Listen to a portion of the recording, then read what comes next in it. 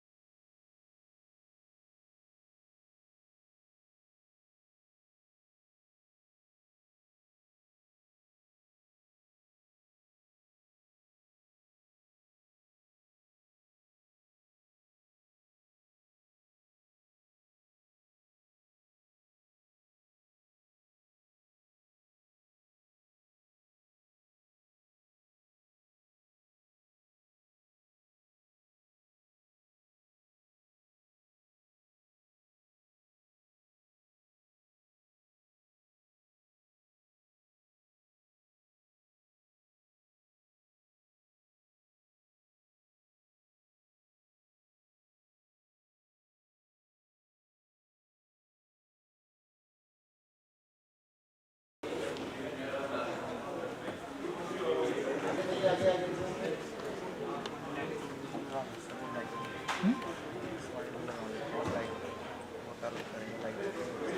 क्या करेगा?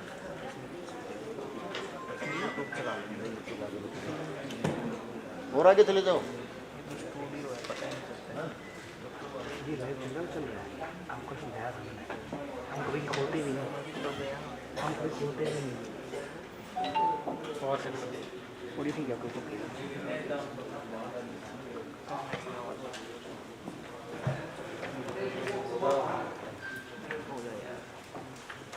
आ जाओ बेटा, आ जाओ। आगे आगे आगे वाले आगे मतलब आगे जाओ। माइक चलेगा जब तो ये बोलो यार माइक से तुम। Friend good morning. अभी लगाई। Yes, sir. मैं हमको फ्रेंड है इसलिए आप बैक बेंचर सामने सारे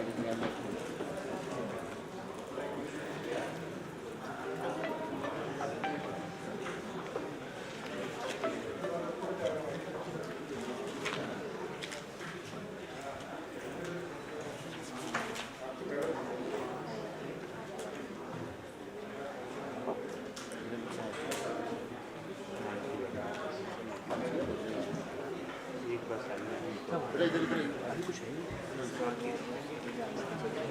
कोई बात नहीं।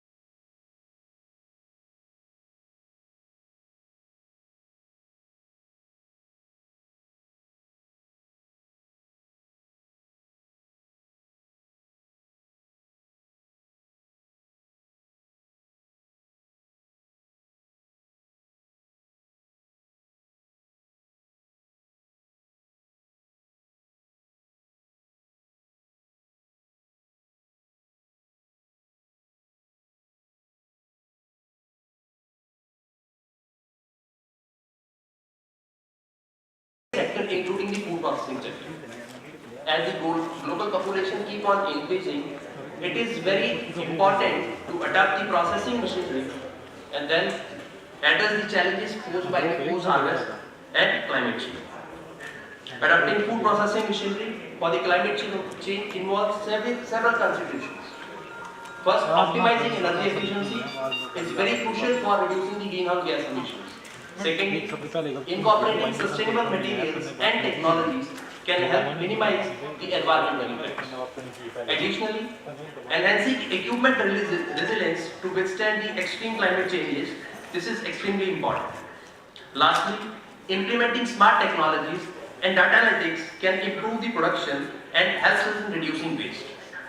By embracing these adoptions, the food processing industry can not only contribute to the sustainable future but also ensure safe and nutritious food for our future generations. So today, with this particular session dedicated on the machineries, we have the expert. I would like to invite our eminent speaker, Dr. R.T. Patil, to please join on the stage, and Dr. Anand Ramakrishnan to please join on the stage. So a huge round of applause.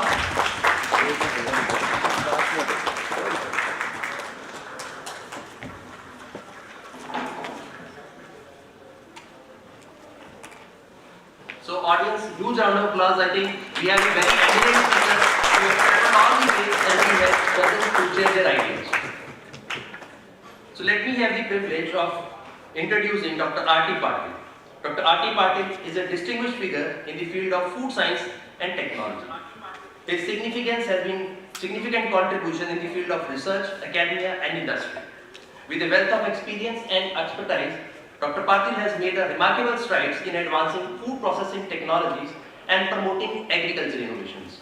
Dr. Patil so far has developed 16 research prototypes, 5 process protocols, 3 pilot level technologies and contributed to 2 US patents.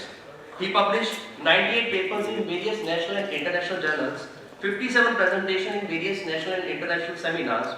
As a former director of ICRC-FED, he has played a pivotal role in spearheading the research initiatives aimed at enhancing the post-harvest management and processing of agricultural produce. Under his leadership, ICRC-FED has achieved numerous milestones, leveraging cutting-edge technologies to address the challenges in the food processing and preservation.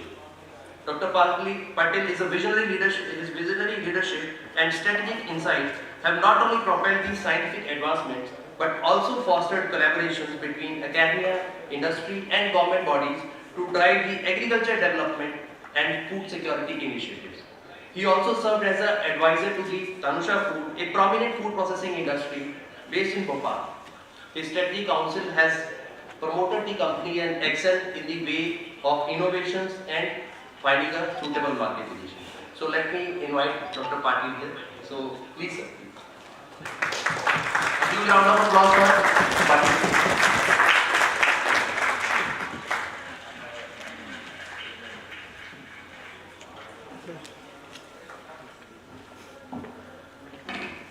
Very good morning, everybody.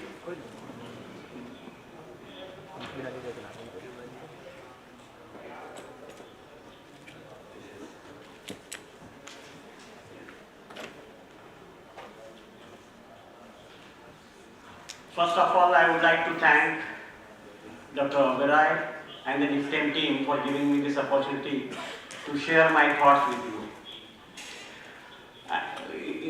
Actually, when you look at food processing sector, we say that it is a sunrise sector. But we have been saying this since last 50 years. Sun should have risen by now. What are the reasons for not having that kind of output from food processing industry or food processing sector? The reason is because in the food processing, there are 3 stakeholders mainly. The one is farmer, second one is processor, and third one is the consumer. If we can keep this supply chain smallest, it helps the first fellow as well as the last fellow.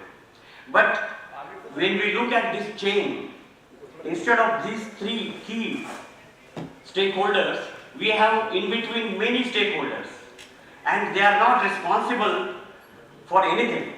In fact, they are there only to make money. So what we have to see that these all three stakeholders should be taken care of.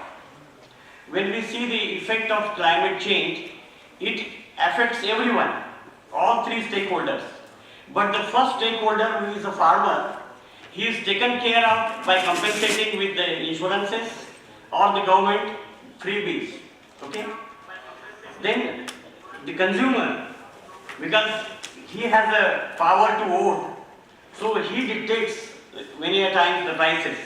And then the farmer suffers because of that, and he also gets compensated. For example, 80 crore people are getting 5 kg of food grains every month.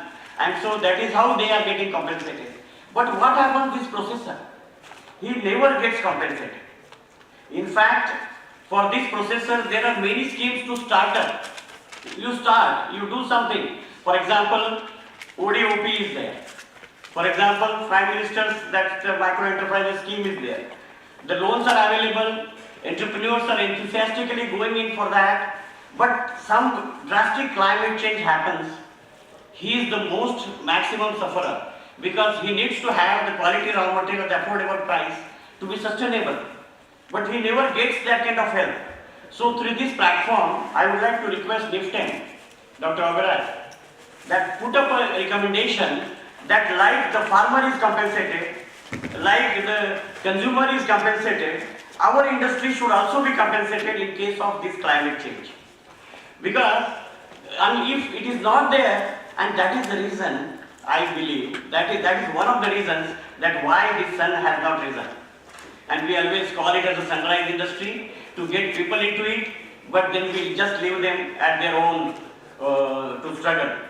So with this background, I am going to present my presentation. Let us understand the climate change challenges. So climate change poses multifaceted challenges to food processing machinery and also operations. First is the rising temperature. Yesterday we heard Dr. Kulkarni that even rise in temperature by 1 or 2 degrees, how much it affects each crop, right from wheat, cereals to the fruits. And those all challenges, they have to be faced by the processor or by the consumer. And farmer doesn't have any role in that because the climate he cannot control and he tries to grow maximum even under those harsh conditions. But these things happen and the processor suffers. Next is altered precipitation patterns. We see that in Rajasthan, many a times we see lot of rains. Earlier we were thinking that Rajasthan, no rains.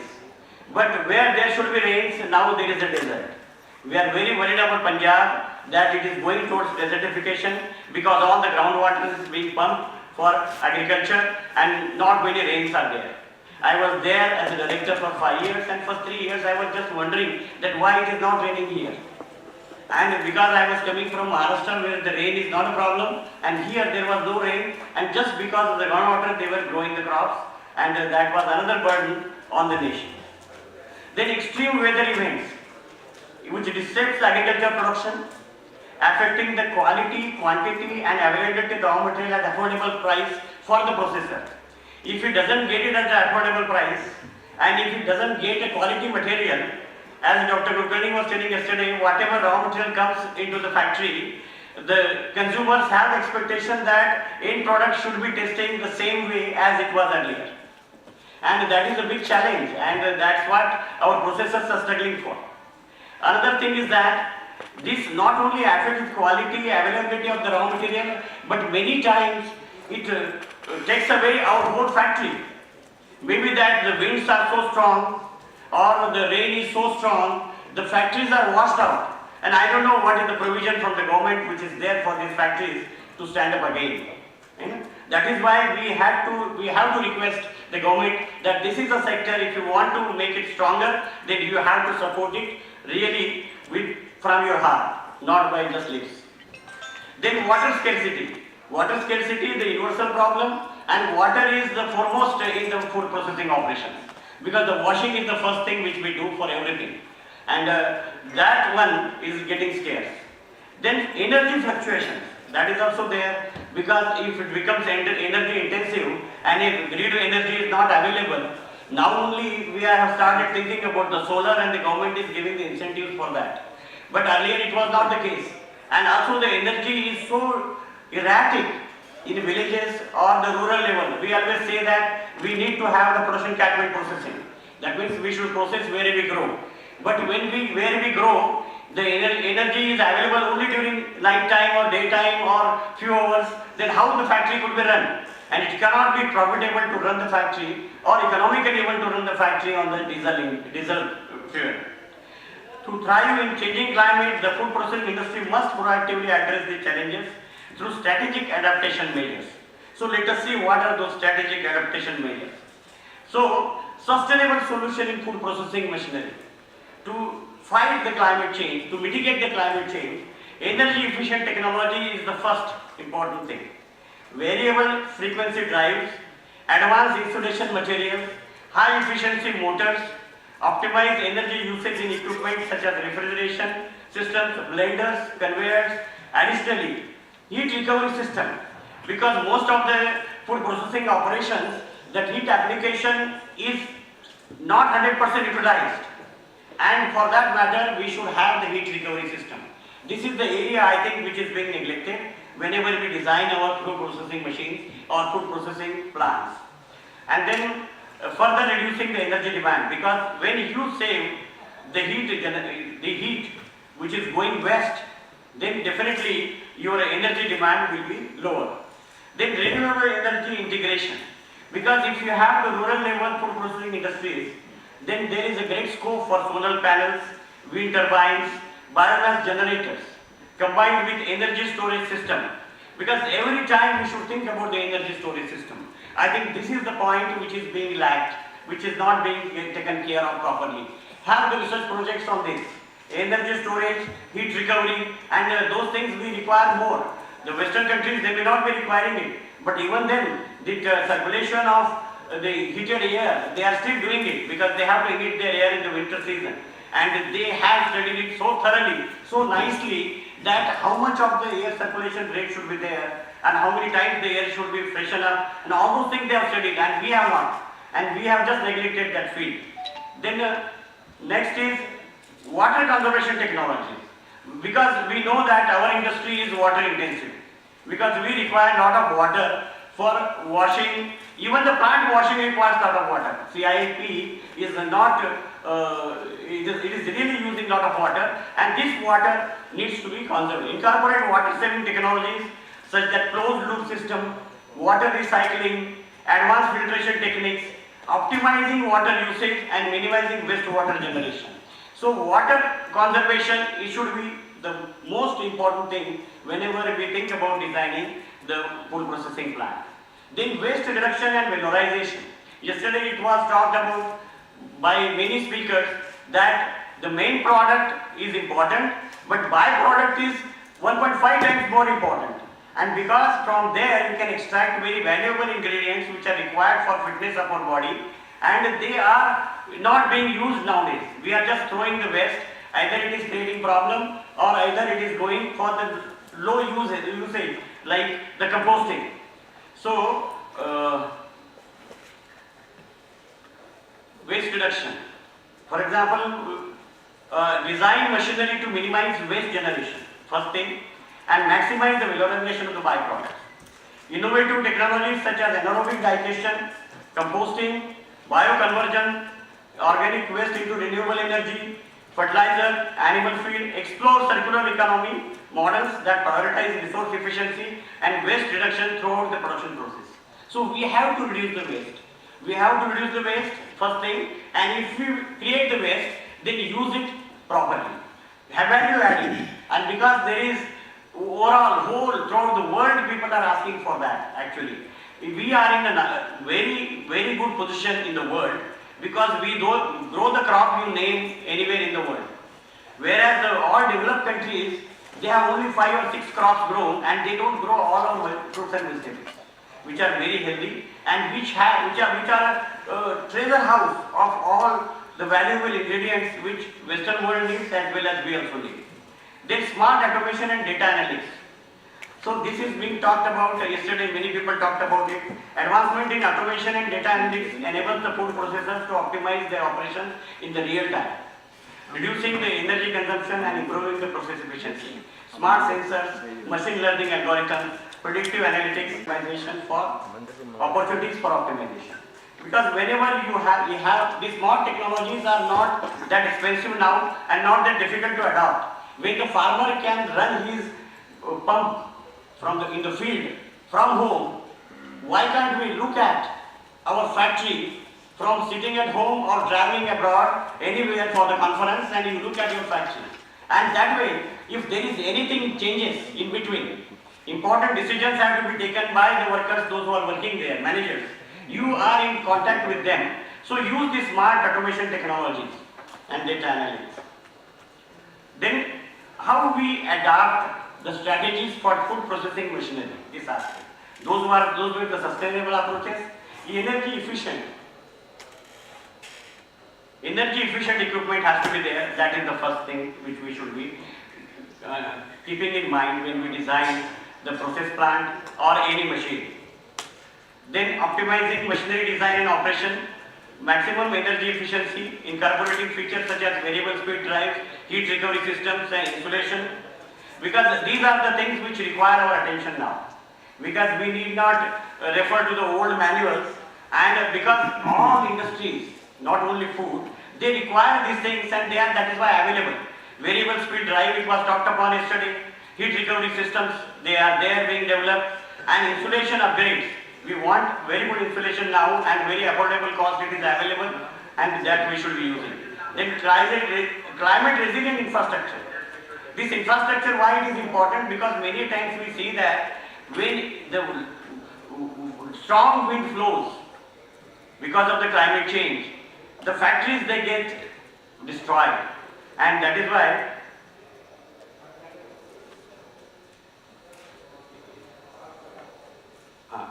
so design and retrofit processing facilities to withstand extreme weather conditions and temperature fluctuations to enhance.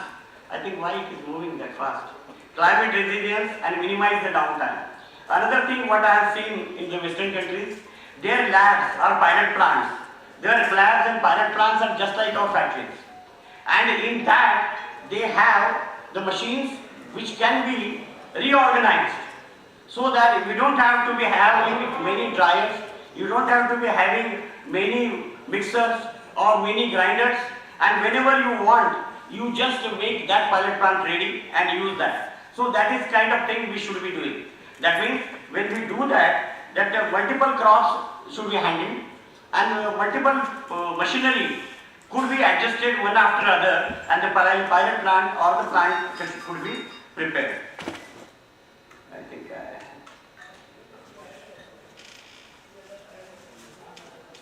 I am going to conclusion. My time is up or what?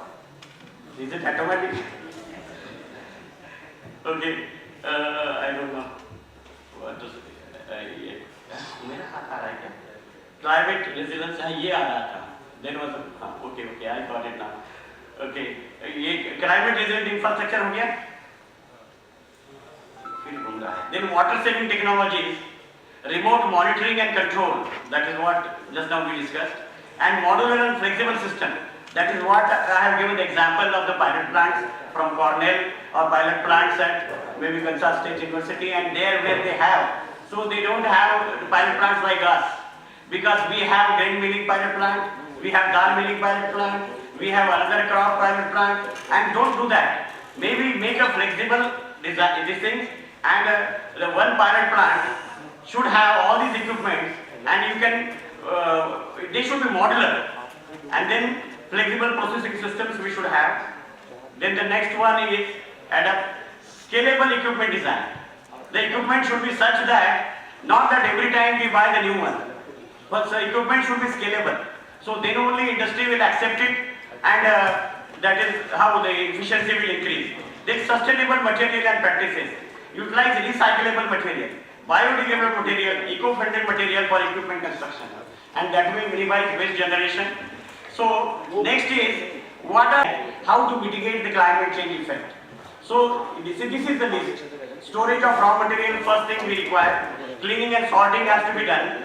Peeling and trimming has to be done. Cutting and slicing has to be done. Then next is blanching, then drying, canning and bottling, freezing, juicing and extraction and fermentation and quality control and packaging. These are the unit operations which face the effect of climate change nowadays.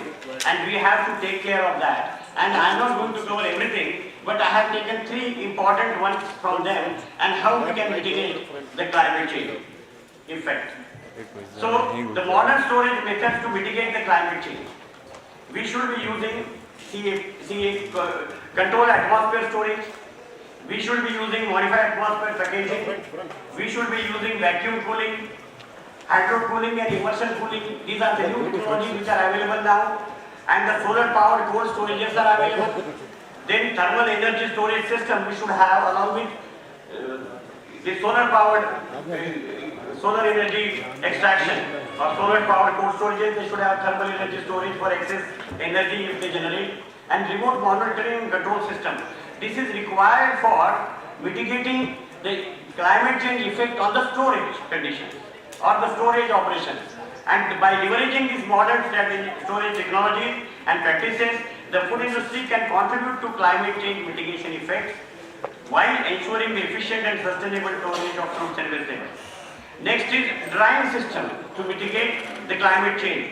Drying is one of the important operations in the food processing, and we should be using the new or modern technologies which are there, which are energy efficient, like heat pump drying, like solar drying, microwave drying. And I am seeing that now there are many farmers are adopting to solar drying, and there is a company in Indore. Mr. Dahija is the owner of that company. He gives the dryers to the farmers. Farmers dry the material, he collects it, he reprocesses it to the same moisture content and then exports it abroad. And even in India, now the dry processed products are very much liked by the next generation processing industries, like the end product processing industries, the tertiary processing industries. Then vacuum freeze drying, fluidized bed drying, spray drying and superheated drying. By adopting these modern drying technologies, the food industry can reduce energy consumption. It can reduce the greenhouse gas emissions and environmental impact while producing high quality dried fruits and vegetables for consumers. Next important operation is modern juicing and extraction method to mitigate the climate change. Because what are those processes which we should be adopting now? If someone comes, client comes to you that you design a juicing plant for me, then you should go for the modern equipment which are now available, which are energy efficient, and that is how we can mitigate the climate change effect, because they are faster for adapting to different qualities of the raw materials and under different environmental conditions also, like cold press juicing, high pressure processing, pulse electric field extraction, ultrasound assisted extraction, enzyme assisted extraction, membrane filtration and supercritical fluid extraction. All these technologies individually or in combination should be utilized so that our climate change effect is mitigated or reduced. So let us conclude now what I have spoken for this last 10 slides. Adapting food processing machinery to changing climate is essential, definitely, ensuring the resilience and sustainability of the global food supply chain. Incorporating energy efficient technologies, renewable energy integration, water conservation measures, waste reduction strategies and smart automation, food processors can mitigate the impact of climate change while enhancing the operational efficiency and profitability. Then collaboration between industry stakeholders, policy makers and technology innovators is essential to drive the adoption of sustainable solutions and environment-friendly food processing sector. Proactive adoption and innovation in food processing machinery will be critical to ensuring the sustainable future for food production and consumption worldwide. So whenever we are going for this modern technology, we have to ask the government that there should be extensive subsidies or incentives for the processors to buy those new equipment rather than the old ones which are available in the market. So this is one of the stakeholders who is the processor. He should get the support from the government, and I think this platform should make a recommendation for that. With this, I thank you very much for giving me this opportunity.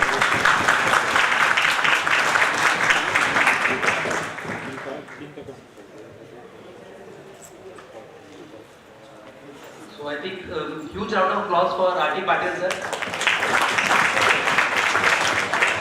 Thank you sir, thank you for sharing the valuable insights of the aspect. I think you have touched upon all the challenges regarding the processing, regarding the machinery design, regarding the challenges which we face, and then what are the solutions. I think there is a lot of brainstorming that we need to do that with perspective of India, what is required at farm level, at the startup level, at the farmer level, and I think very rightly said that the government should also incentivize the process. I think this recommendation, I think there's a lot of things that we can do on this particular aspect, and hopefully this has led to another voice where industry can be benefited, and the new entrepreneurs who are planning to enter this sector, I think they can be benefited. Thank you sir, thank you for sharing.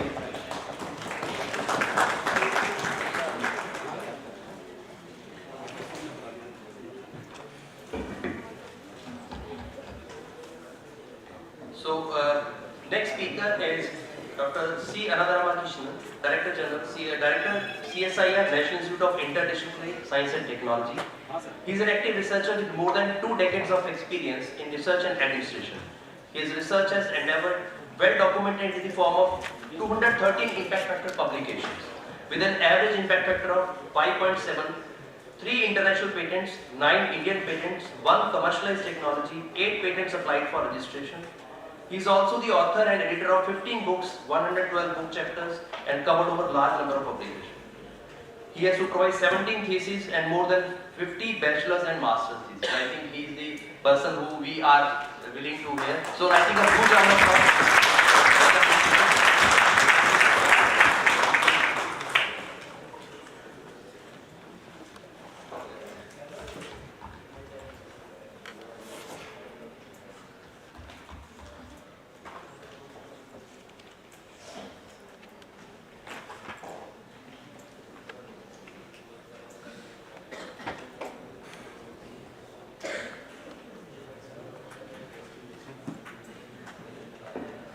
Thank you so much. First of all, I'd like to thank Dr. Oberoi inviting me for today's this podium. NIFTEM Kundli is not new to me.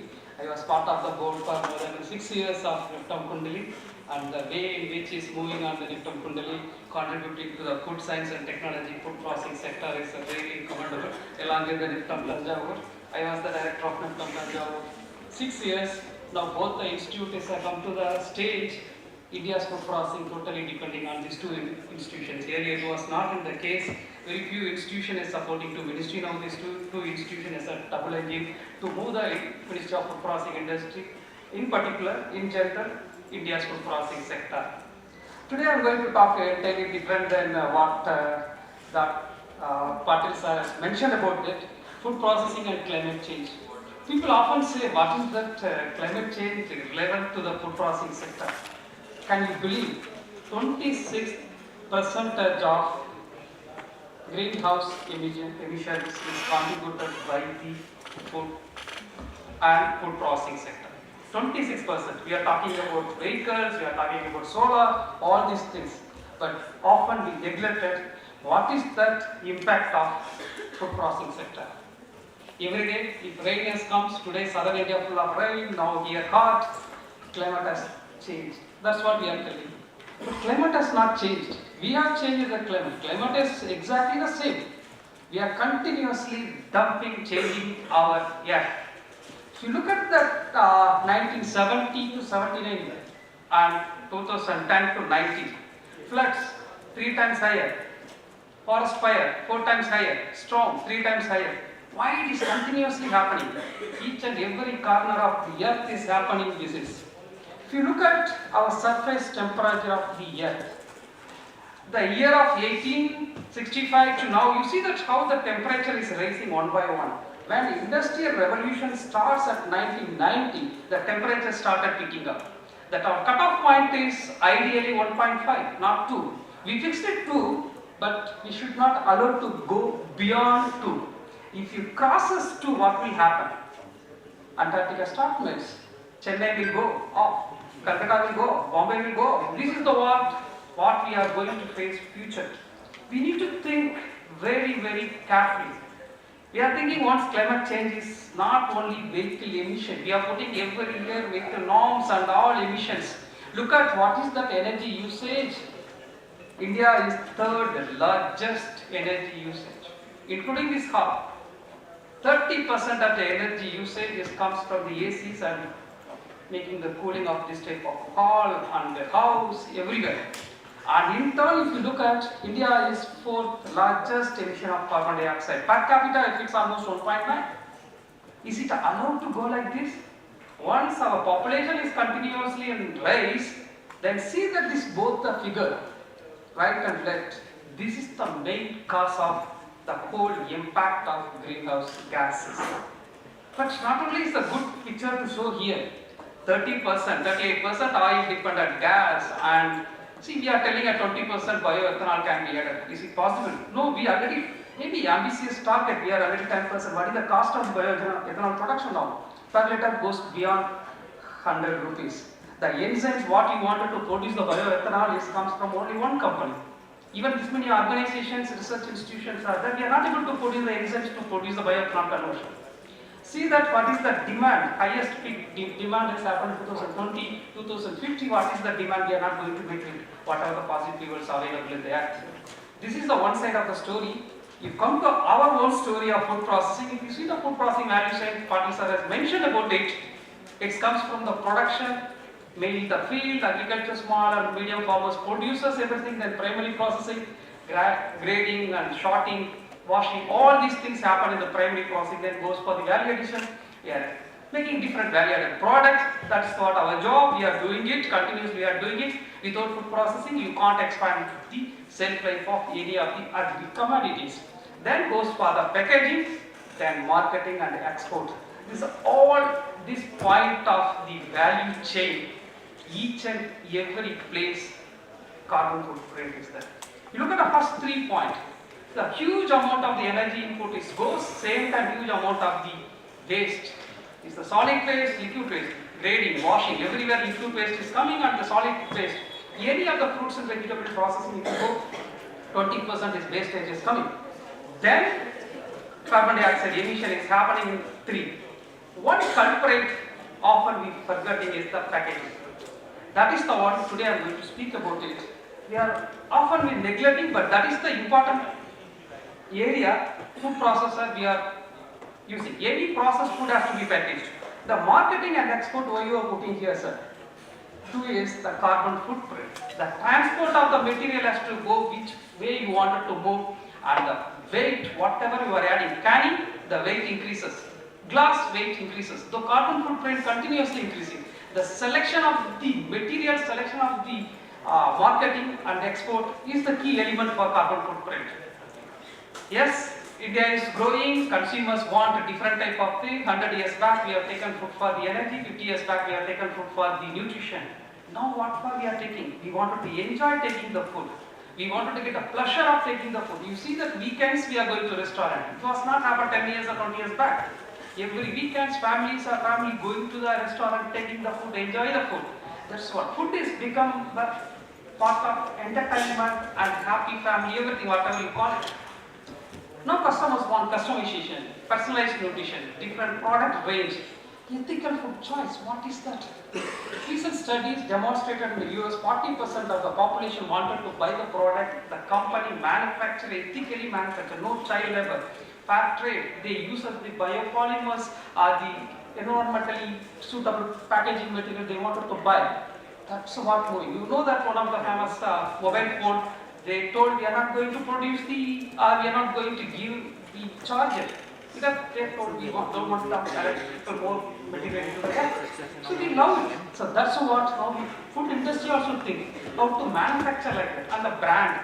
They wanted to create a brand around that. You see the coffee, 20 rupees coffee, you will get it in the local shop, you go to another good shop, you will get the 100 rupees, you will get the coffee at 500 rupees. Same coffee bean, same extraction, everything is same. Only thing the way in which they deliver to you. Then they create a brand around the food. It was not the case earlier, now it has come into the brand also play the role. In that scenario, Indian food industry continuously growing. Right now it's a $268 billion business right now, 2024. And it's predicted next year it's going to be 535 billion. Definitely you know that after election results what is happening in the food industry, Genius are sitting in front of me, they know that last year 52 billion we are exported. 35% increase in ready-to-cook product. It's continuously the rise. If increasing the food industry such a fast and rapid phase, definitely that will impact on carbon dioxide emission. The total carbon dioxide emission is from the food system is 13.7 gigatons. That is equivalent to the total 26%. We are contributing 26% of the carbon dioxide emission in the global. So who will going to address this one? We wanted to achieve 2050 net zero. Is it possible to achieve? Government of India told 2070 is our target to achieve the net zero. Where we have put up the plan to reduce this 26% of the carbon dioxide emission in the food system. If you look at the food system, greenhouse gas emission takes place in the food is 13%, non-food is going on 38%. The land usage is 50%, water usage is 70%. We are taking most of the resources in the earth for the development of the product and the processed food or the convenience food, whatever it is. So my suggestion is we wanted to look into the 3 P's for the food processing sustainability in the future. One is the production, second one is the processing, third one is the packaging. Production, yes, this is the main culprit. If you like it or not, ICR people are there, they know that it is the important, and we need to see that how best we can have an alternative to do that. Beef, so animal processing, animal agriculture, fish, all these things contributed more. You see that highest amount from the beef, chicken and the other processing, it comes continuously there because the amount of methane is released from the animal agriculture, animal source food. Then other source, either rice or wheat, water intensive and energy input is going to the field to convert package of the rice. How much energy input is going, how much calories you are getting. That is the key element. We need a calories, this much amount, that much amount of the energy input is nothing is balancing. I will give a simple example. The best conversion is the chicken. You give the 9 calories of the feed of the greens, vegetable, whatever you give the feed. What is the amount of calorie outcome is coming from the chicken is only 1 calorie. This is the best one. If you see that beef, 40 calories in, you are getting only 1 calories out from the animal. Over and above, land, water, all these things is going in.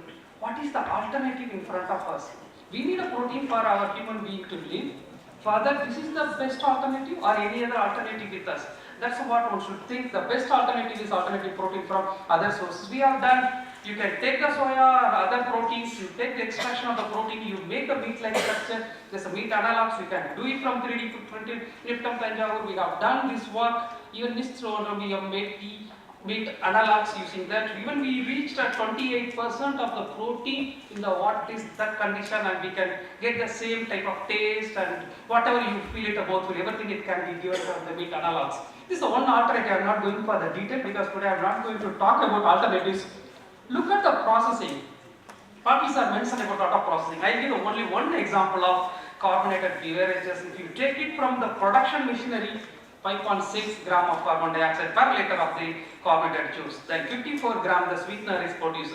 Packaging is produced 58 gram of carbon dioxide per liter of the carbonated juice. This is the line. If you take it, you calculate each and every machinery, what is the footprint of the carbon. This is the what is coming. So where we have to look into that. One is that the feed, second one is the packaging.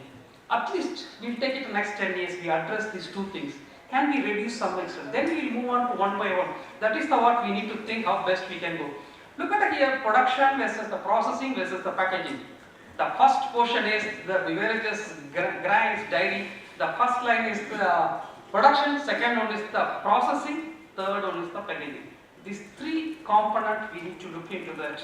So production and the processing, already yesterday maybe would have been discussed about the production of the different agriculture crops, how much reduce the increases the carbon footprint, and just now sir has mentioned about the processing the machinery. Now I am going to talk about the packaging, which contributes 4.6% of total carbon dioxide emissions among all the food system. The processing is 3.5%, production is 39%. So I will focus on now packaging. Let's switch over to the packaging. How we can reduce the packaging to make net zero future. Our target is we can keep it at 2050, not 2070. If you look at every minute in India, 15,000 multi-layered packages are purchased and dumped. Whatever is the Tetra Pak, whatever it is, the climate has to be recycled. But India, we are not able to recycle, that's what it is the problem. If the layers and the composites are involved, aluminum layers are there, you can't recycle that easily, what one should think about it. Right now, per person is using is almost 8.6 kg per person we are using the packaging consumption. Take it on chocolate. You eat through a paper. Where that chocolate paper is moving, can you think about life cycle of that paper? You can't even imagine. For a day you are taking 2 chocolates, per month 10 chocolates. You think about, just you put it in your mouth, 5 minutes you enjoy, finished it. But the life cycle of that paper, where it goes, where it ends, that is the what important. And the plastics is comes from the rivers to the sea. It moves each and every place, these plastics. But market is tremendously increasing, and US market 1.14 trillion, it is increased to 1.38 trillion, predicted 2029, and India's market is booming market, and the plastic and all the packaging is 84, it's predicted 142 billion in the future. Mainly the paper, 33%, then flexible plastics 25%, the rigid plastics 18%, then metal, glass and other things. What it contributes? Look at here, 9% of the plastics only recycled. The paper globally 17% are waste. But one thing you should understand, paper is not come directly. It comes converting the tree. You are cutting the tree. That means 50% less carbon dioxide you are releasing. People are thinking, I use the paper, I am the responsible. No, you are already stopped absorbing the carbon dioxide to the tree. Then how much energy is going inside? And the 20% of the waste is from the packaging industry. The simple example, what is we are predicting is 1.34 gigatons of the carbon dioxide emission only from the packaging industry. That is equivalent to the 300 number of 500 megawatt coal power plant of emission. Can you imagine? India is moving at this fast, 535 billion size of your food market, 35% increase in the ready-to-cook product. That means this is the what finally we are going to enter. So we need to address this is the problem. Right time, this type of conference has been arranged to mitigate this one. That is the important. It's a responsibility of NIFTEMs, both the NIFTEM Tanjavur as well as NIFTEM Kundli has to put up a special program how to do that. Otherwise, it's not going to happen in soon. See the 380 million tons of the plastics has been produced. We will look at only plastics. Out of which only 50% is recycled. That means 190 million tons is dumped every year on Earth. Every year adding. You see that cumulative how much is going to be dumped on our Earth.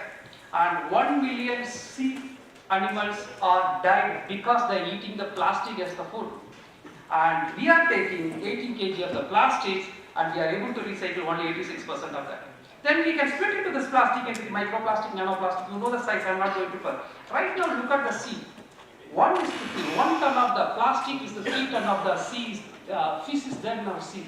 2050, it is going to be 1:1. Can we afford to do that one? Then you can't eat fish. Now also today you are taking the seafood, you are taking the plastic. No other way. So this is the what continuously is happening. You look at that. Who has given permission to spoil the sea? Who has given permission us to do dumping all this matrix? Our soil structure is changed, our sea structure is changed, everything is changing. But culprit is, right or wrong, 40% culprit comes from the food industry of you and me. The microplastics, that less than 5 mm to 1 micron size is particle is called as a microplastic. Right now per year you are taking 900 microplastics you are digesting.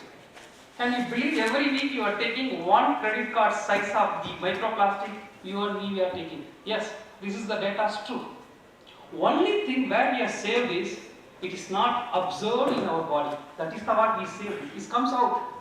But think about particle sizes goes less than 75 nanometers or 800 nanometers is crossed that blood-brain barrier, it goes to your bloodstream. Same microplastic, put up the cancer in our India, microplastic, bisphenol is coming, exactly map. You put the cancer wise and the microplastic absorption, exactly interlinked. Till date, we are thinking about plastic dumping in the earth or throwing that, it's only affected by the climate change. No, it is affecting your health. That's what we need to think. How it is coming to us is the food chain. If you are not stopping there, we are going to face huge problem. Bombay, 500 microplastics are present in the drinking water of Mumbai. Recent study that done by the ICR group. That recent study in the Tuticorin, all the water, river water has 138 microplastics are present into that. Now, Mr. Warner, we have taken the studies. We wanted to see that how it is affecting the absorption of the nutrients when it goes for the systemic circulations. It is crossing the blood-brain barrier. How it is changing the villi and microvilli in our systemic circulation. That's what we have taken the study. The value, what you look at, the plastics value, you consider only 14% are recycled. That means remaining value of this product are wasted. That is almost 80 to 120 billion amount of worth of the value we are losing. And Kiki has reported 133 billion worth of the material lost by 2030.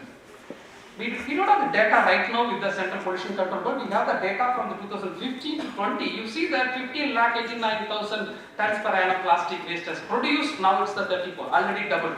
Another 5 years time, 25, definitely will have been doubled. This is what going to increase. This all plastics goes in everywhere, including coming to your body. What is the technological gap as a NIFTEM Kundli or Tanjavur or NIST can do? One is that shorting of the polymer waste is difficult in not only India, everywhere.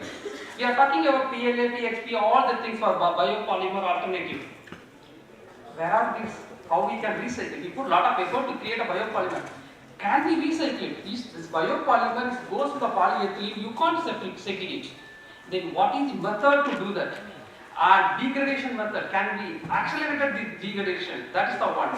Microplastics, mitigations, how it is travels, which industry is releasing this microplastic into the river, and the fossil fuel, all these things. Yes, I said paper is not a good alternative. 15 billion trees are cut down every year. 4 times higher energy needed than the plastics. 70% more pollution it creates. 50 times higher water needed. When you wanted to make a paper, you need to have a wood or waste paper, then pulping, chlorine, bleaching, then you have to make the dryer, roller dryer, all of these, then you get the paper. This is the what happening. So thinking about paper is not a good alternative. Even we are not doing the good recycling. India has done very well. 2011 we have done 29%, now it increased to 43%. But this has to go more than 70% another 5 years time. That's what we need to look how best we can do. Can we go for the glasses alternative? Look at the production of the glass. We are making the 36 million tons per year. The amount of the carbon dioxide released to making the glass is quite very high. Okay, that is the one side of the story. Second side is if you wanted to recycle, it releases 2.2 million tons of the CO2. This is the what it is. Glass also is not an alternative. Then what is the other alternative? Can, right? But I will come to that story later. And if you look at the metal and glass, it's a fragile, more carbon footprint, recycling challenges and mitigation is always high. This is the what can story. If you look at the per ton of the production of the can and PET bottle, the CO2 produced the PET bottle is 2.3, and look at can, it produces CO2 is 12.22. So you see the can is automatic. So we are in the situation, we are in the scenario. Nothing is available in front of us when we are talking about sustainable packaging. So what the consumers want, what the industry want, where is the technological input is needed. That I leave it to all the students and technologists can think about it. We need to come up with a solution. Not only that, we don't have the solution for testing. Accelerated condition, at-home condition, how much, which are the method can be used to test the biopolymer. Monitoring system. We don't have the life cycle analysis of this material, how it goes, the blockchain. You see, what plastic has produced, the raft, where it ends. Any industry has that data. If the data is there, then we can know that the whole chain of the actions, then we can stop which point we need to stop. The recent status is very clear. Consumers, you and me wanted to go for the sustainable packaging. Yes, we wanted. 57% wanted to go for sustainable packaging. In Indian scenario, the recent data. Even 71% wanted to pay higher amount of the money to buy that type of product. Yes, market is growing 5.46 million tons. Right now, it's going to be 8.22. tons in the future. Yes, that is the quite lot increasing, and the global market also increasing 7.67%. It is the 292 billion is going to be a 423 billion type of the market share in the sustainable packaging. What we have to do? Yes, we have to rethink. You see the two scenarios given here. Plastic market is 22 billion, but the impact of the plastic waste, either municipality to the corporation to the large industries, segregation, collection and recycling, that put money worth of 139 billion. So here only we have to think very, very closely. 535 billion business you wanted to make in the food processing sector, but the government has to spend another 100 billion to manage that waste. Is it a correct way of approach as the food industry? I leave it to you. Think about it. We need to put a lot of effort. That's what I wanted to say. Thanks to Uberai sir to put up the such type of topic. Always we are talking about food industry is good, good, good. We have to also think about and say what is the problem we are facing, what this industry is facing. What is the solution for that? One is the good manufacturing practice. Yes, true that. Adapting the less energy, saving emission, reduction in energy input in every stage of the processing. Small unit operation, you need to see that how best you can reduce the energy input. And sustainable packaging solution, till now we don't have the clear biopolymer in front of us. We have done some biopolymers using the PHP and PLA along with the cotton. Printability is the problem. And if you blow it to extrusion, you can't get that temperature, you can't make it. The strength, you can go for the nanocomposites. If you put the nanocomposite, leaching is happening on that. How best you can put the nanocomposite? So this problem we need to address. If we are not addressing, who is going to address? The storage and distribution system has to be segregated. This centralized system has to be avoided. If you make it a centralized system, you are increasing the more carbon footprint. So decentralized, you make it as close as units are very close to the metros, then distribution system can be reduced, then carbon footprint can be reduced. After I took over as the director of CSIR NIFTEM, we proposed that sustainable packaging mission. Already this mission is on. Almost 17 CSIR labs joined together. We are working on it. CSIR NIFTEM is taking, I am the mission director for this whole mission program. We wanted to bring sustainable packaging solution within another 3 years' time. Can we have alternative to Tetra Pak? Yes, that's what we are trying to do. Can we make the bottles, instead of glass bottle, can biopolymer bottles? How to recycle it? More than institutions, this 17 institutions, we have 30 industries joined hand with us this mission.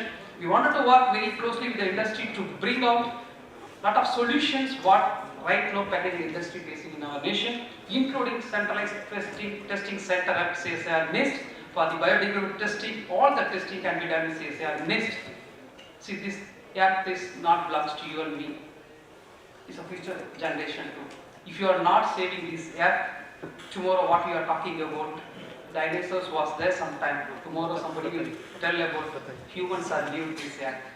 We can't allow it to happen like that. The responsibility with everybody. The future depends on what we do present. Make a good food, makes you happy, keeps you healthy, saves our planet. Thank you so much for coming.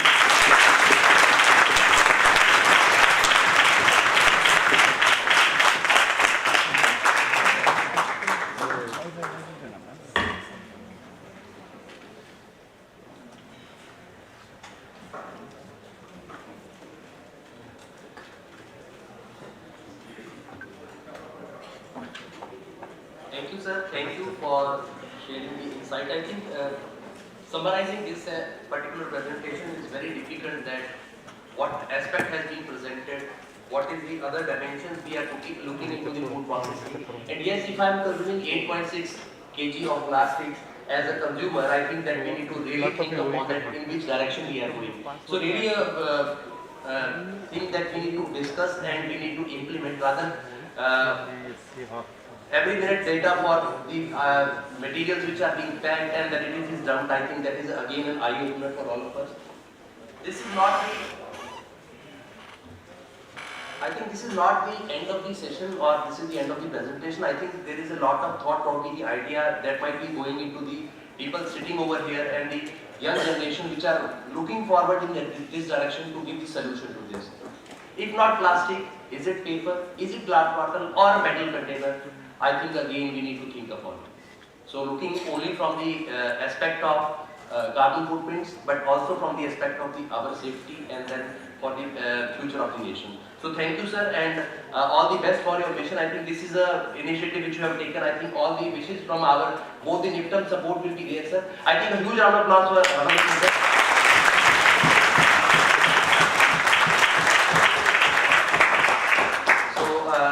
The technical session 4 come to the end for here. So thank you, sir. Thank you for joining us over here. And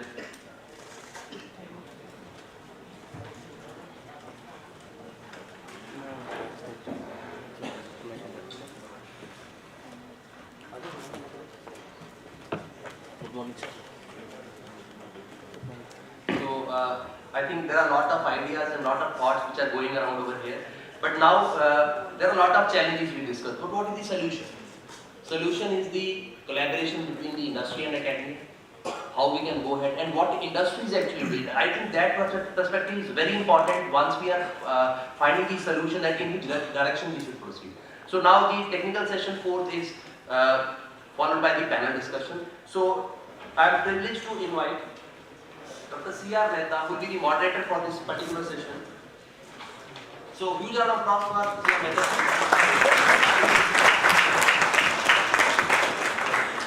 Dr. C.R. Mehta is the director at Central Institute of Agriculture Engineering, Bhopal. He is having specialization in farm machinery, power mechanics, economics, conservation, agriculture, instrumentation. His R&D achievements include optimization of seat design and tractor workplaces, layout, control of noise, vibration and decision support system for farm machinery management. Biomass-based decentralized power generation system. The findings of tractor workplace layout has already been adopted by the 2 leading tractor manufacturers through his consultancy projects. So I think huge round of applause for the moderator over here for this session. So now,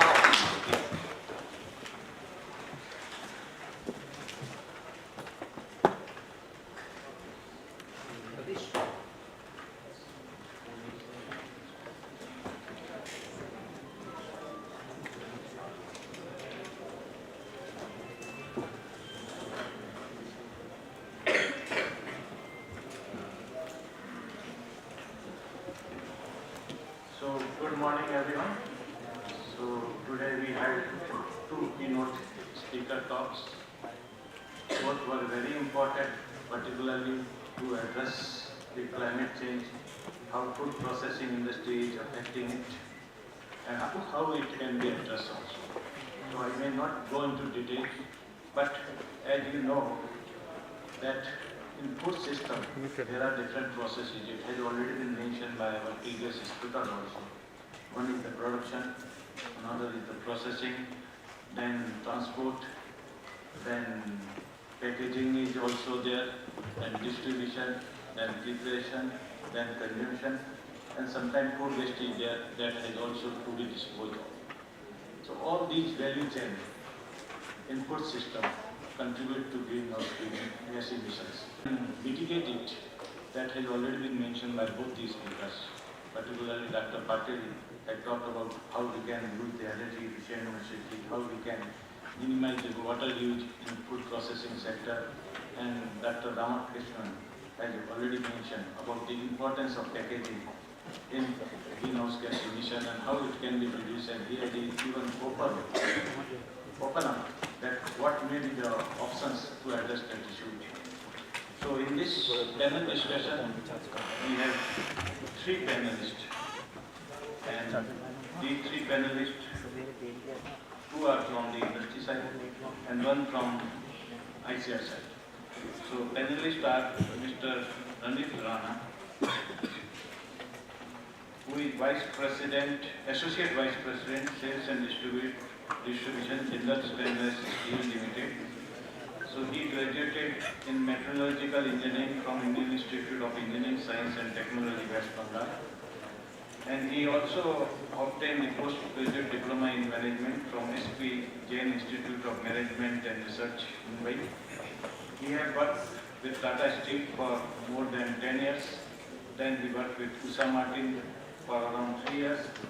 And for last 12 years, he is working with Jindal Stainless Steel Limited as a Vice President in Sales and Distribution. So we welcome him to this panel discussion session. And one of the good and different thing what I observed in his biodata that he has represented Bengal in Vijay Merchant Trophy National Cricket Tournament. But nowadays everyone may be watching the IPL also. So he is one of the good cricketer. I invite him on the dais.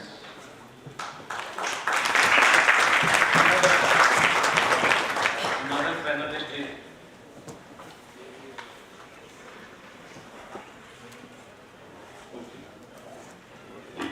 as I am informed that time is short for this session. So I will be briefing about the other two panelists also. So next is Mr. Shinde Subramanian. He is Head Corporate Technology, Bohlar Group.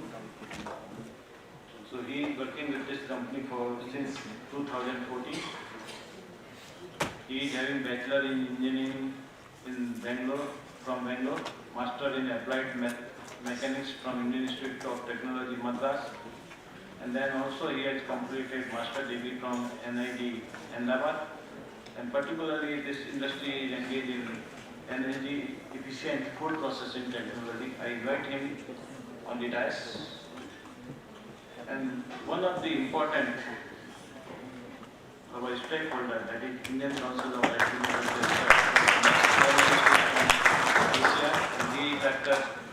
K. Narsaya. He is Assistant Director General Process Engineering, Indian Council of Agriculture Research. He is Assistant Director General from 2022, and before that he was scientist at NDRI Karnal for around 8 years, 8 months. Then he was senior scientist at CIFET Ludhiana, then principal scientist. Also he has worked on number of projects. In addition to that, he has also 14 patents to his credit. So I invite him also on the dais.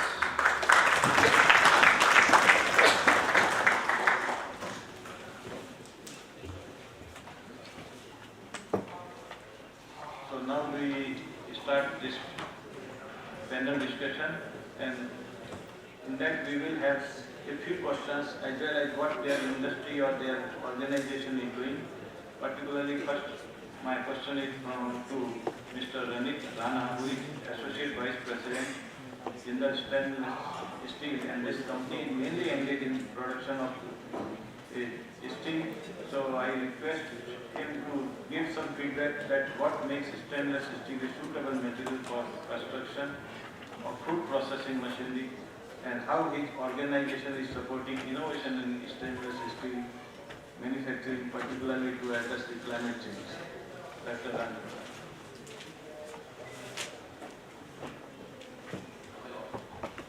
Am I audible? Yeah. Good morning, everybody, and thank you so much, Dr. Mehta. So I represent Jindal Stainless Limited, and we are completely into stainless steel. Stainless steel, as you know, it's a 100% recyclable material, and therefore it's a completely green steel. So it is one of the most sustainable options which is available today, primarily for the food segment. And when we look at stainless steel and the food industry, they are intermittently, they are quite interlinked, in the sense that if you look at globally, almost 30% of stainless steel consumption happens in the food industry. And if you compare that with what's happening in India, it's almost about 60%. So food industry is one of the most critical segments for us. And when answering what Dr. Mehta has asked, that what Jindal Stainless is doing as far as sustainability is concerned, so we have planned or we have undertaken projects which amount to a value of about 700 crores. We have invested towards sustainability projects. We are the first stainless steel plant, most probably in the world, to have a green hydrogen plant. We've also installed, solar panels, both floating as well as rooftop. We have renewable power also. In fact, we intend to meet all our power requirements through renewable energy. So So plus of course, there are other initiatives like switching over from road to rail, wastage recovery, increasing the recycling content in the manufacture of stainless steel. So we have undertaken various initiatives, sustainability initiatives, and which in a sense would help us become a net zero company by 2050. That's our target, and we want to be 50% of that by 2035. So this is in terms of sustainability aspects. Now coming to the point that how stainless steel is a suitable material. I was so amazed by Dr. Ananda Radhakrishnan's presentation. In fact, it's such a wonderful presentation. And when you were showing the slides that what are the materials which we should not use, like he talked about plastics, he talked about glass, he talked about paper because we think that paper is an alternate for plastic. He talked about aluminium, and I was just worried that you should not be talking about stainless steel, which he fortunately did not. So stainless steel, is one of the most sustainable options.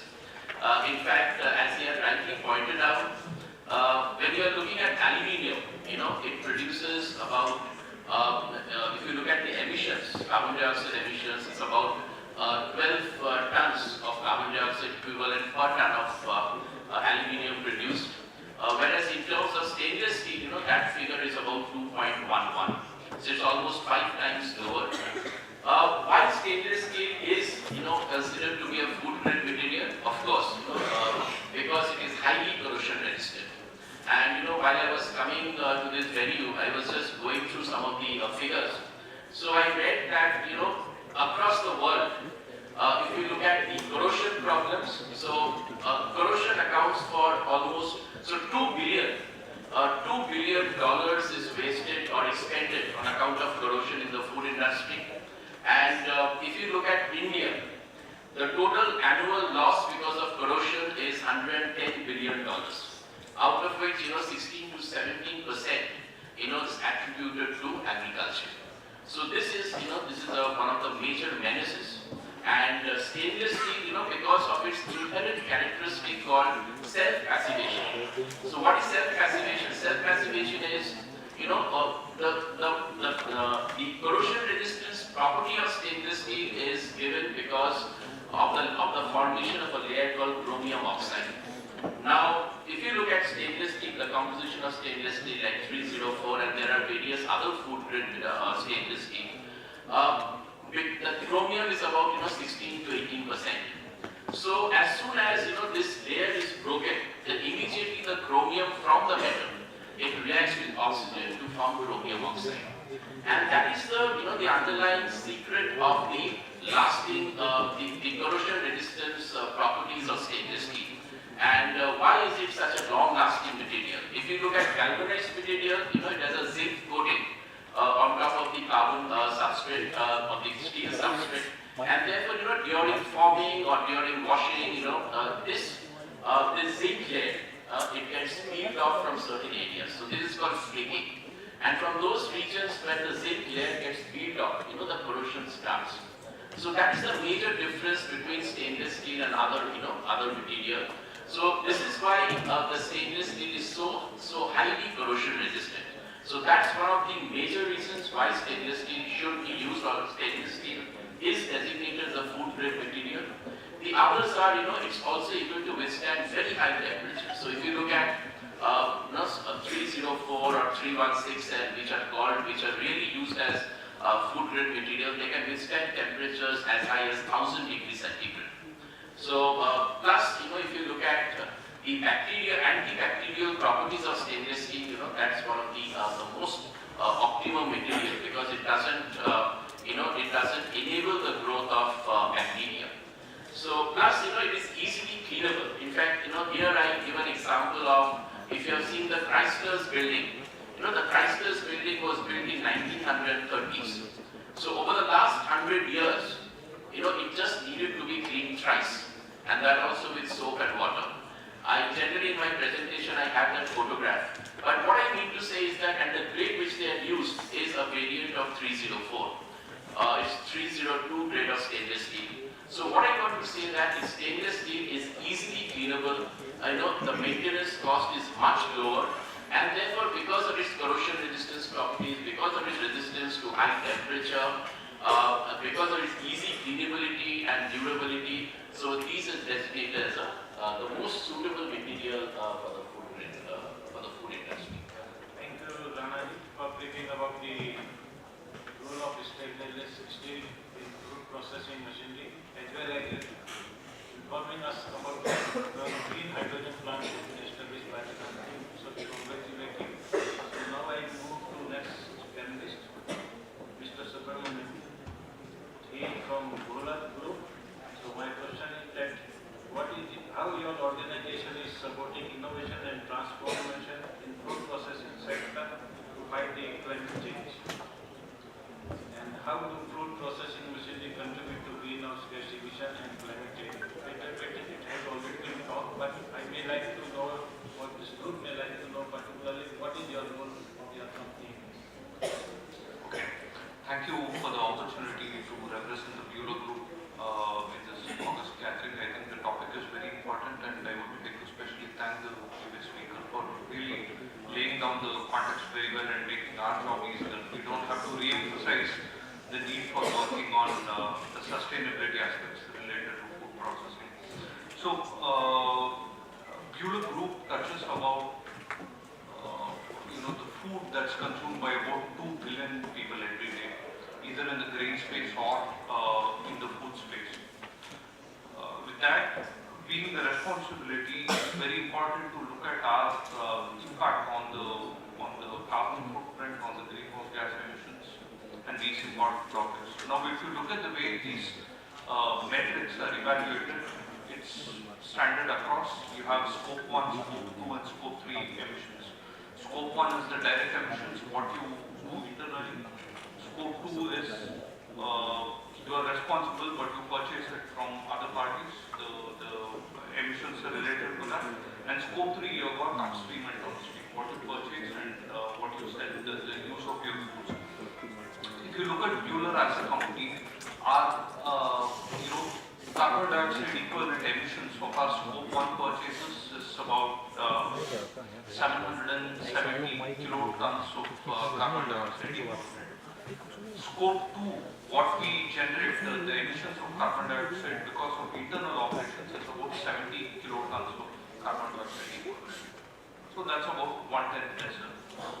The big elephant in the room is the downstream use of the equipments that we make. The equipments that when they go into the industry and when they get used, this number shoots up to 42 million tons of carbon dioxide equivalent. So it's an order of magnitude 3 times bigger, 1,000 into 1,000 is what it is. So this should be the key focus of a company like Bueller and people who make the food processing machineries, because the biggest lever of impact is here when it's ultimately getting used in the industry. For the internal operations, there are many measures that we have taken. We have made a public commitment to reduce our greenhouse gas emissions by 60% by the year 2020. And we have taken many different measures. For the shortage of time, I will not get into these details. The conversion of many of our sites into solar, photovoltaic, and the use of biomass as an energy source for our thermal needs. There are many examples, but I won't touch upon this. I would like to quote a few examples of the solutions that are actually contributing to the reduction of 42 million tons of CO2 equivalent. You take the examples, and I can quote many. So this has been being run as a strategic program within Bueller. There are 70 technologies that are evaluated for their impact on climate change and carbon dioxide emissions across 16 different business units. Some examples that could be relevant for this audience are Sortex. We have all, I think most of us here are aware of the sorting technology, right? What's the biggest challenge here? You want to separate out the good grains from the bad grains, but in the process of doing that, you end up ejecting a lot of good grains as well, because you don't want your food to be contaminated with bad grains. And this, what is the impact of this? Now, if you look at the overall life cycle of a kg of flour, and you talk about the life cycle assessments, you talk about a kg of bakery flour or a biscuit flour, the carbon dioxide equivalent of this is about 700 kgs. And out of that, about 600 kgs comes because of the raw material. It comes from the production itself. The milling contributes to about 50 kgs of carbon dioxide equivalent. So what does this actually mean? You have to make your machineries and processing lines so efficient that you do not waste a single grain of material that's coming into your plant. That's the biggest level of influence that a company like Dural has to make the machineries as efficient as possible. Because every grain that is saved, you're not saving in the 50 kg carbon dioxide equivalent, but it's going into the 2/3 that's actually contributing finally. So, a proper sorting technology, a good sorter from a bad sorter, would actually reduce about 50% of the good grains from being made. Now, you do the math because it's contributing to the first column of production. There are many other examples. For example, if you integrate a drive system into a roller mill, you could reduce your energy by about 10%, which would directly contribute to about 200 tons of carbon dioxide equivalent. I'm talking about a 500 ton per day, 600 ton per day plant. Now, you have to juxtapose this information with the 13.7 gigatons of carbon dioxide emission that's totally coming out. And what's the global production would be today? About 770 million tons, right? So you have about 10,000 plants that are catering to the processing of wheat, and you have the multiplication factor already. So this is the space that Euler operates in. We are trying to optimize our processing equipments, not just to reduce the energy, reduce the water, because that's direct contribution.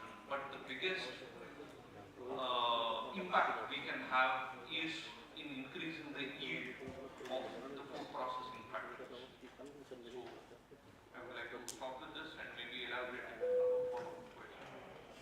Thank you, Mr. Subramanian, for speaking about the role of renewable energy, particularly in enhancing the energy use efficiency as well as reduction of greenhouse gas emission. And you have also mentioned that even if we save the grain also, that will also help us in reduction of greenhouse gas emission.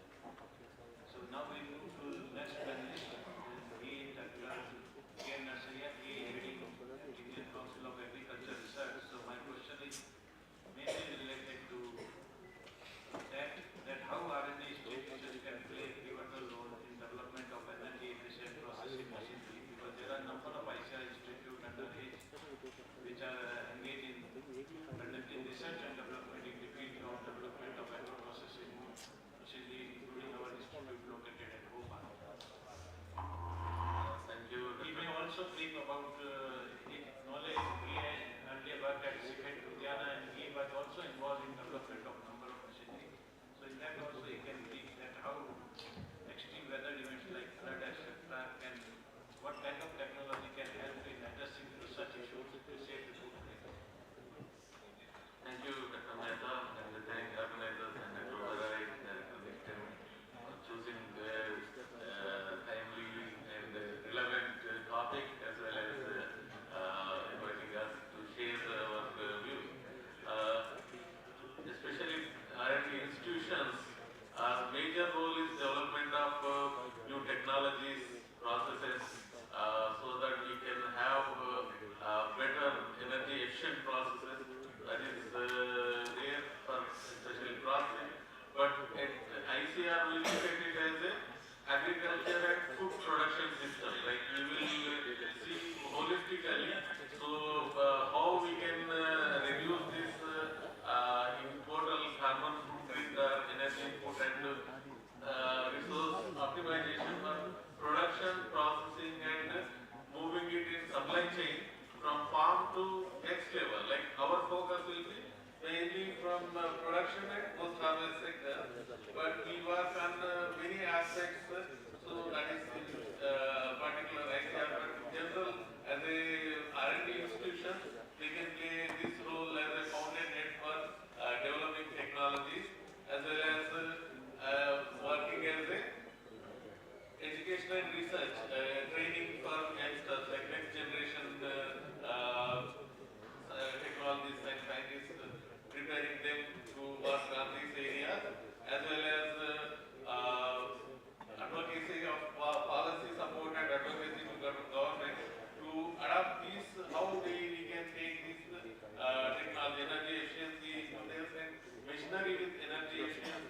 are promoted. Like if you want to give policy push and technology push should be there for adopting these energy efficient machinery in processing plants. So that will be there, and as well as we as a collaborating with industry will be important. Like their viewpoint will be different. Like we will be working with alternate methods and processes. So collaborating with industry will give rise to either in terms of technology license or spin-offs or incubation of new ideas to take into execution. So these things will be there. If we want to see particularly energy efficiency, an example is like you have membrane processes. Like if you have a milk pasteurization is done by heating. So can a membrane process like with a microfiltration, you can filter out the microbes, and we want to compare these two. Like vis-a-vis heat pasteurization, can microfiltration of milk or fruit juice or sugarcane juice to pasteurize these products. So the ultimate advantage will be without losing the nutrient factors, you can achieve this one. Similarly, if you want to reduce the volume like evaporation vis-a-vis reverse osmosis, with using reverse osmosis, how we can reduce the water content. In evaporation also we do the same thing. So these kind of things, alternative methods, alternative materials, alternative processes, alternative energy sources is one of the areas. But that will be the one of the restricted. We should bring circularity into this agriculture food production and agriculture and food production, like using all the streams coming out of these byproducts and other things coming out of the processing, going back into the system or regenerative agriculture if you want.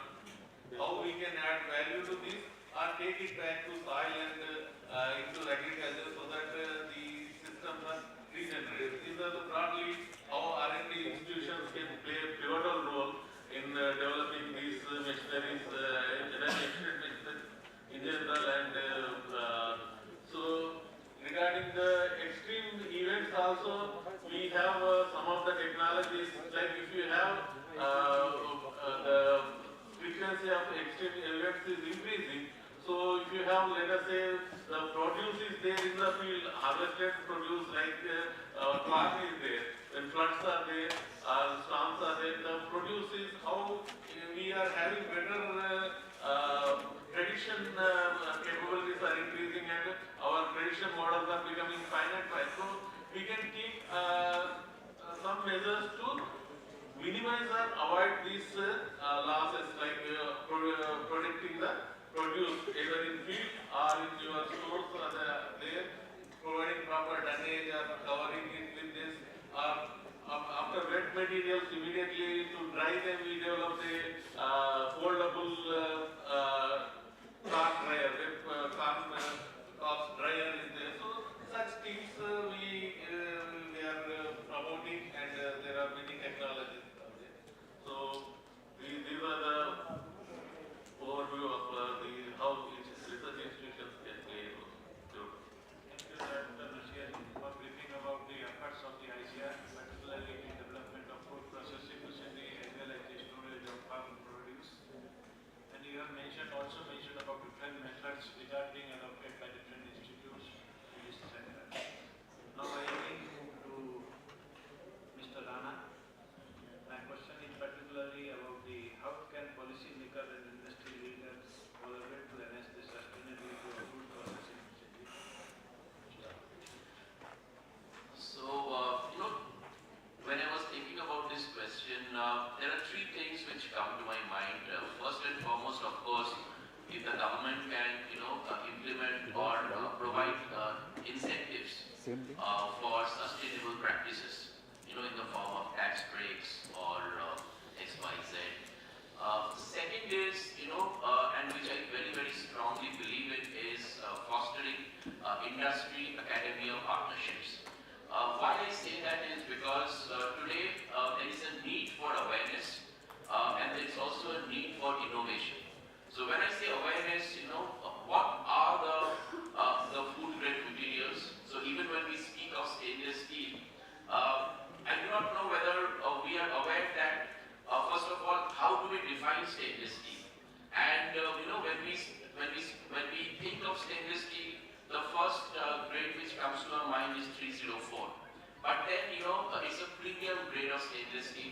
But then there are 4 or 5 other food grade materials like 430, 204 copper, JSLOS, which comes at a much lower price point.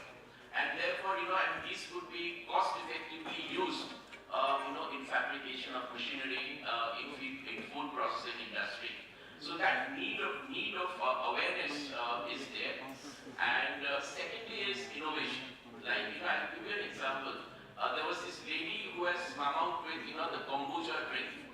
She was earlier working with Tata Motors, and she was desperately looking for, when she was launching this kombucha drink, she was desperately trying to look for stainless steel cans. So she had approached us, but unfortunately we couldn't provide any cost-effective solution. So finally she moved with, the bottles, with glass bottles. So there, if an institute or university like NIFTEM, if they can have a much stronger partnership with like Jindal Stainless, where we come out with various, like stainless steel cans, which I still feel is not so, prevalent in India. We can also have, courses, elective courses at NIFTEM, where we can, talk about stainless steel. We can have about 1 or 2 credit course. We already do this at some of the IITs and NITs, where we have elective courses on stainless steel, like IIT Kharagpur, IIT PHU, Roorkee. So this is, one aspect which I very strongly feel about. And third is, in terms of auditing and ensuring that, the correct recommendations are followed. I'll give you an example like Delhi Jal Board. Earlier they were using carbon steel made water tankers for carrying potable water. Now what happened was this carbon steel was internally lined with coal tar to prevent corrosion. And the users, they started complaining about the quality. So Delhi Jal Board then, they looked at stainless steel and they went ahead with 304, a grade of stainless steel. And what they found out was the quality of the water improved. Not only that, although the initial cost of fabricating these water tankers was higher, but they saved in terms of the longevity. So, whereas carbon steel water tankers could be used for, 2 or 3 years, these could be used for 15 or 16 years. They could reduce the weight of the water tanker, and that resulted in fuel savings, lesser greenhouse emissions. And of course the maintenance part, the safety of the water, the quality of the water improved. So they moved from carbon steel to stainless steel. But I do not know, or I cannot say with conviction that all other states or all other municipal corporations are using stainless steel for transporting water. In fact, when I do visit some places, I do find water being carried in carbon steel tankers as well. So that is something which the government needs to do. Second is like edible oil. Ideally, edible oil should be transported in stainless steel tankers. But I'm not sure whether all edible oils are being transported in stainless steel tankers. So these are the 3 things which I feel we should focus on. One is incentives for adopting sustainable practices. Second is fostering industry academia partnerships. And thirdly, a strict auditing, strict vigilance, so that the best practices are followed everywhere in India. Thank you, Mr. Anandi, for thinking about the importance of the academia-industry collaboration also. And now we move to next panelist, and he is Mr. Subramaniam. So my question is particularly related to his company, because they may be facing some challenges in development of any efficient processes or machinery. And what policy recommendation you will be giving for the carbon development? So you want me to touch upon both the challenges in design and the policy arrangements? Good. I think the biggest challenge is actually striking the balance between the requirements of a machine design, a plant design, and the requirements of a value chain. Many of the times these are conflicting. It will not be very obvious, but many of the times they are conflicting. You can design the capacity of a machine, but it doesn't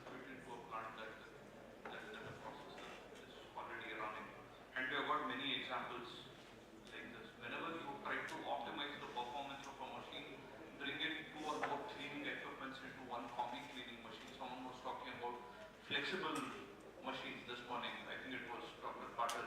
This is one of the challenges, that whenever you try to add more and more flexibility at one level, the more and more rigid the plant becomes at another point. So you'll have to have the holistic view of the plant. This is one of the biggest challenges that we face. I'll give you a quick example. We tried making a very compact, atta mill, and we tried to pack in this grinding system, sifting system, and the collection, everything in one modular structure. And the idea here was that it would be so compact that you wouldn't need a lot of civil work. But in the process of doing that, the lowest height that we could achieve was more than 4 feet. And a typical plant, the ceiling is at 4.5 feet. So this works in some condition, maybe in a godown or in a shed, but you can't straight away fit it in a plant. So there is always this compromise that you have to do between a machine design, plant design, and the requirement of the value chain. And the requirement of the value chain is also very tricky. You will be trying to optimize the production of the main product, and here again someone touched upon the side stream that's coming out. But many of the times during the off season, a miller, a flour miller typically might actually be aiming at the production of the brand, because that will be his more important market than the flour. Of course, flour he has to sell, but there would be a more pressing requirement to produce the brand. So you will have very conflicting and confusing requirements like this, and designing for this uncertainty is one of the biggest challenges that we face. Next, the policy recommendation. For this question, I'll divide my answer into a kind of carrot and stick model. Maybe as Mr. Rana also mentioned, one is the line of incentivizing, and the other is the line of regulation and making the rules a little more stringent. The incentivizing has to come for the technologies that are more sustainable. That's an obvious statement to make.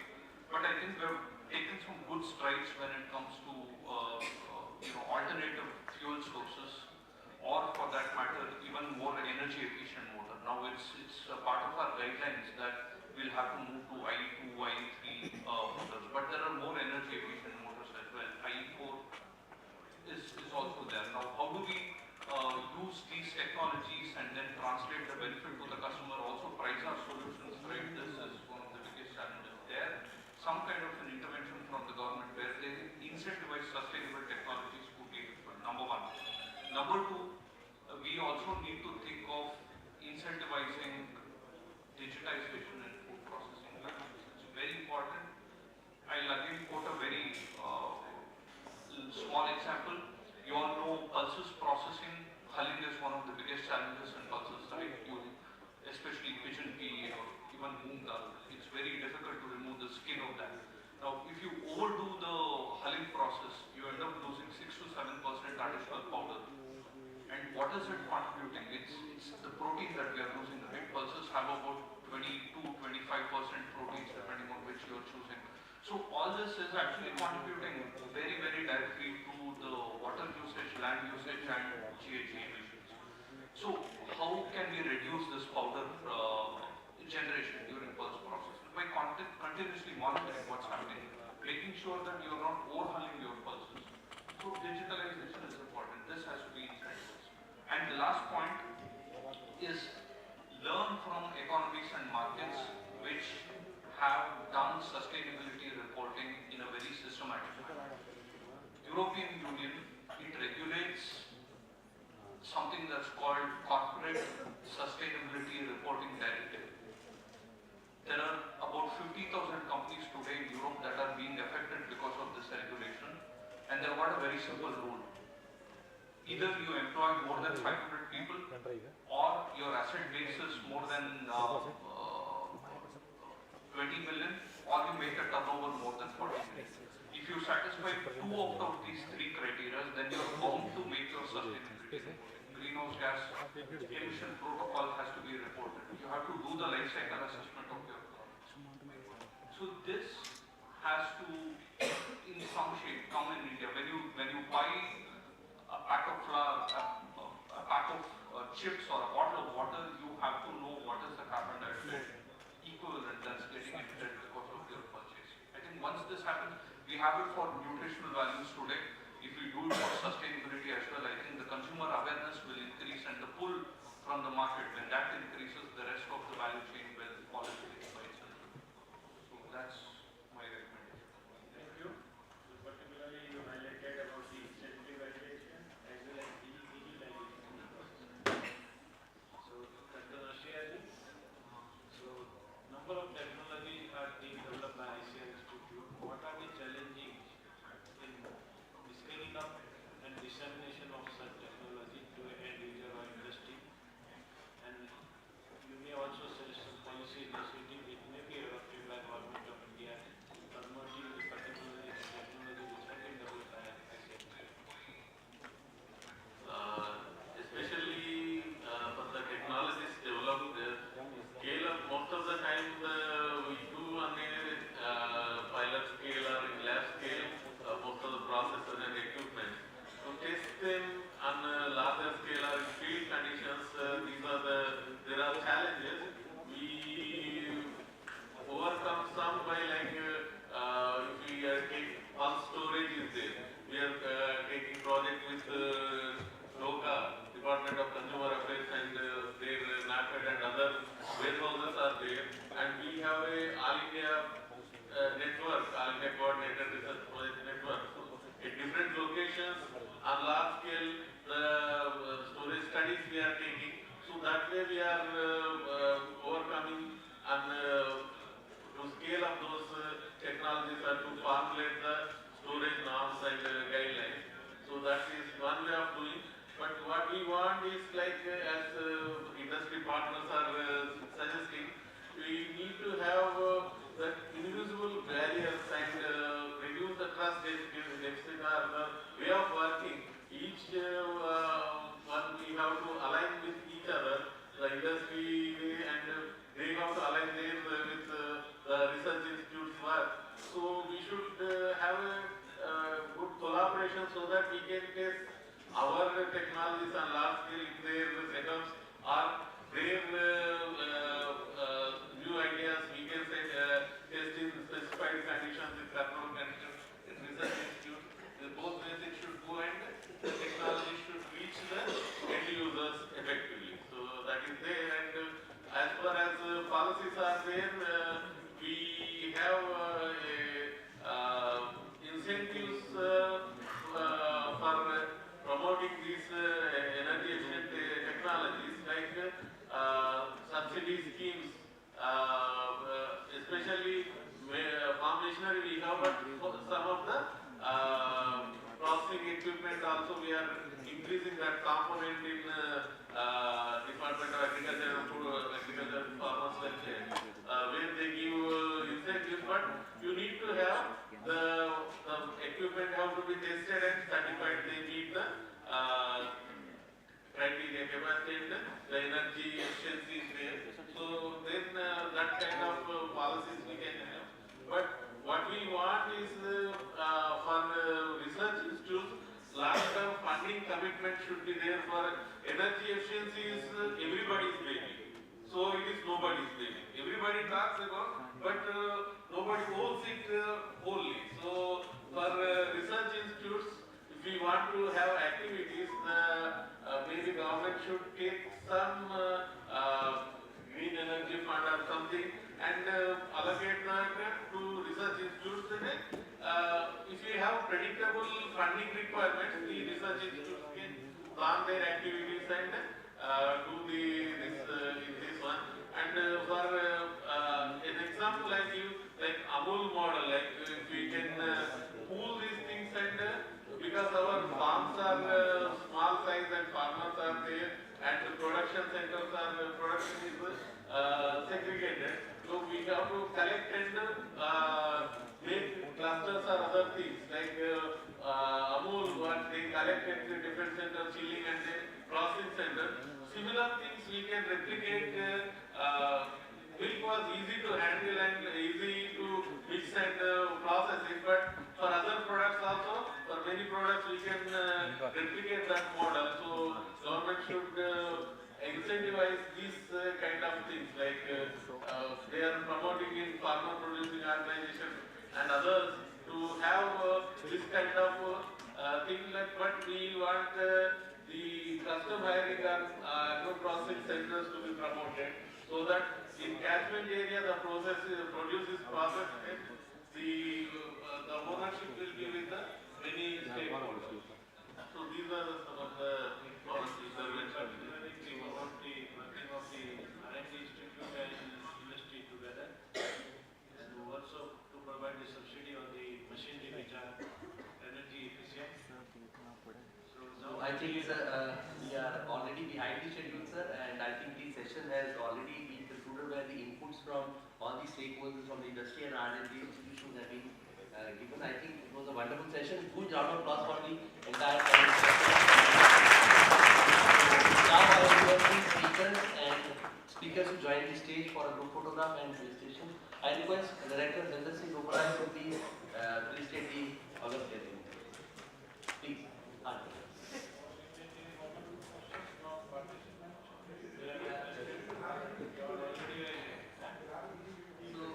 We are having a tea break. If we have any questions from the panelists, I think we can take it over there. So, yeah, please. So, after tea, we will be assembling sharply at 12:15. So, be there at your seats after the tea break.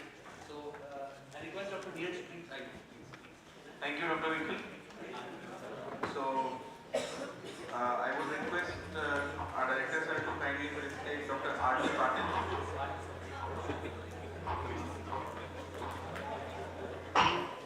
former director, ICR advisor.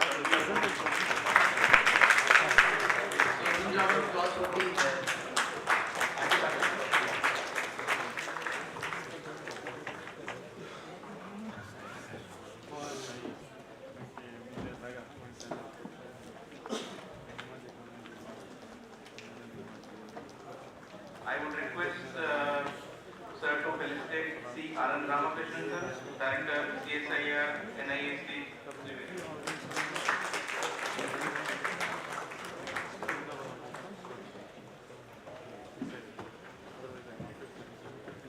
I would request to sir for felicitating the moderator of the session, Dr. C.R. Mehta, Director, ITR, Bhopal.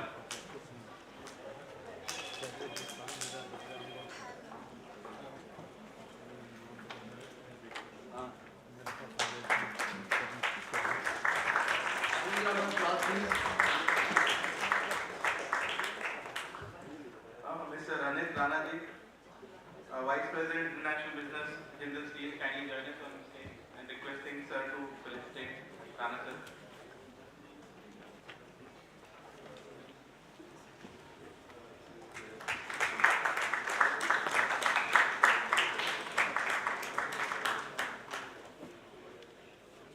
I would request Mr. Shashidhar Subramanya, Head Corporate Technologies, Fuller Group.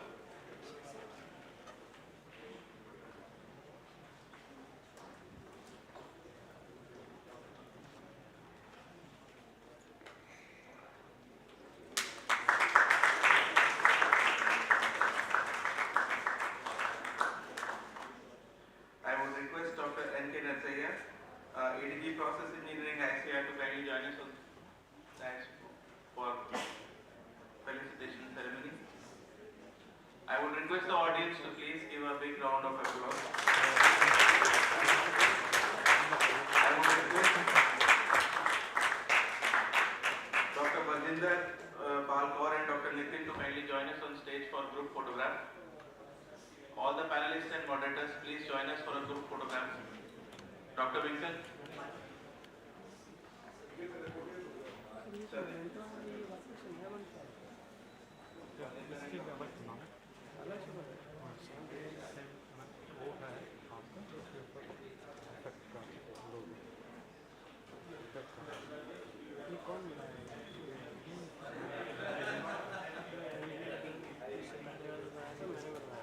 Hello.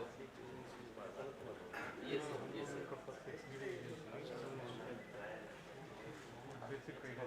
Yes, sir. Yes.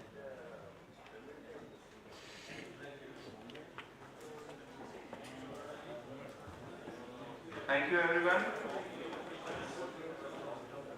So we are taking a quick tea break now. request all the members to be back.